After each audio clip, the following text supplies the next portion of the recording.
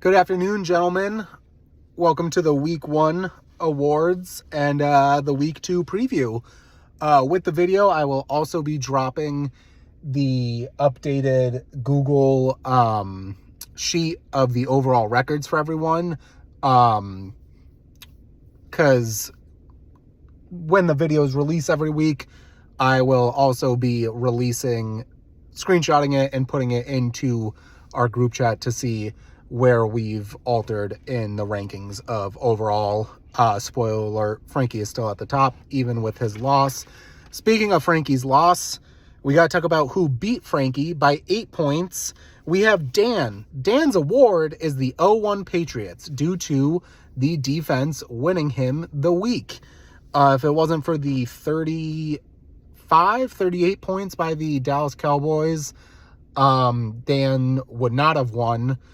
But Dan is 1-0 on his way to another midseason champ holder. And as Dan likes to say, he's never won, but he's never lost. And I don't think he's ever made the playoffs either. For Drost with the biggest blowout this week gets the Greyhound of Belchertown award. Drost at third overall drafted Tyreek.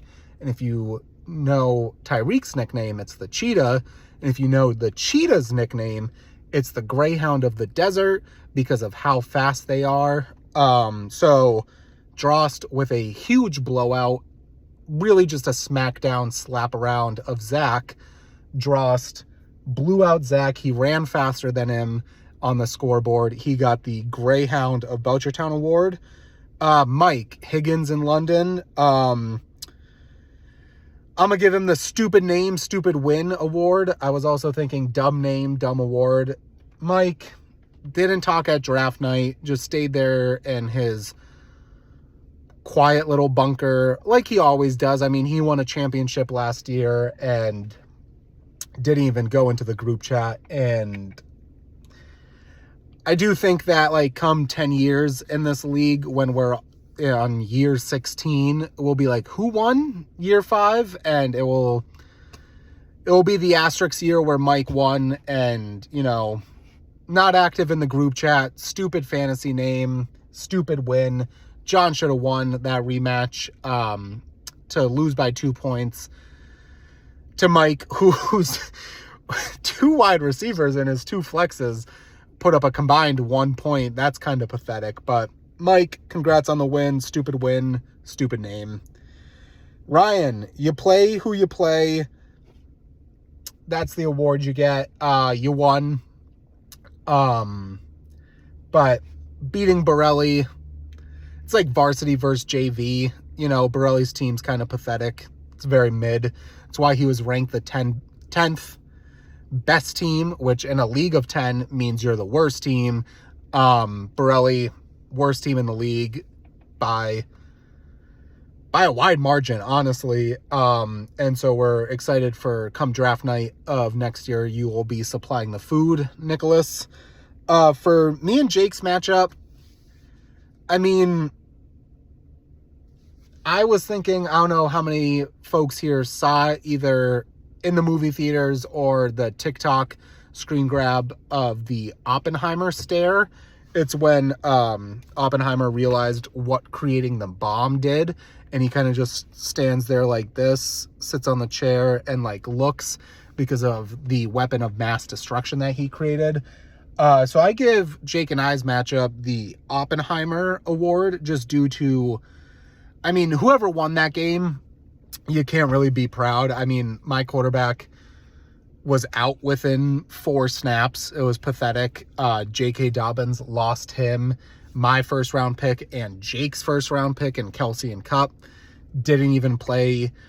They were out days before the season even started. Jake drafted Josh Allen, and Josh Allen thought it was like backyard football and played like shit. So I had the Oppenheimer stare because it's just like watching the TV was pathetic. And also, whoever, like, I won, but even if Jake win, it's like, you can't really take pride in that. It was just pathetic. But anyways, that was our week 1 recap. our week 2 preview. It's me versus Mike. Mike has a 54% chance of winning.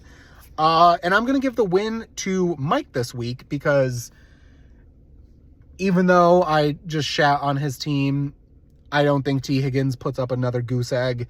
Arthur Smith hates Drake London, but T. Higgins is probably going to be good for 15 to 20. So chalk that up to a win. Plus, my roster is just riddled with holes with Brock Purdy, Mr. Irrelevant, starting, Travis Kelce questionable, and my running backs are worse than mid. So I think Mike wins, not in a blowout because Mike's team is still stupid, but wins by a 10 to 15 point margin. So I give Mike the win. Borelli is favored 51% to Dan's 49%. Cowboys are playing the New York Jets, who have the worst offensive line in football, and now, without Aaron Rodgers, the worst quarterback in football. Dan's defense is going to carry him to another win, without a doubt. Plus, Borelli's team just sucks. So Dan is going to go to 2-0, and Borelli's going to fall to 0-2. Frankie versus Drost, when I looked, they were actually split at 50-50. So, coin flip game, it is what it is. Dross team is incredible, but Miami with Tyreek is also going to be playing the New England Patriots. Belichick loves to take away the best weapon, which I think he may try to do with Tyreek. So I don't think Tyreek's going to have that amazing game that he had this previous Sunday, but I do think that Tyreek's going to give Dross the edge and get a very narrow victory, which it would be surprising to see Frankie fall to 0-2. But I do think Dross will go to 2-0. That's why I rank Dross as the third best team. That Tyreek Hill is just amazing. Plus, Brandon Ayuk going off per usual. Number 1 wide receiver for the 49ers. Love to see it. So I give Dross the win. Jones versus Dupe. Jones is favored 51% to Dupe's 49%. Another very close margin. They think it's going to be a close game. I think Dupe's team did really well getting the win on Sunday, and Jones putting up the stinker that he did. But Minnesota's defense is shit, and Jalen Hurts is a top 5 quarterback. So I think that Jones's team will bounce back and have some positive regression. And I think Dupe's team, they're going to claw and fight. I don't think Jamar Chase is going to play as bad as he did Sunday. And if, like I said, with Dross' team, if Bill Belichick takes away Tyreek Hill, then I do think that will leave Jalen Waddle open. I think it's going to be a very close game, but I'm going to give Jones a small little margin of victory. And then we have John versus Jake. John is 48% chance of winning, and Jake is 52%. I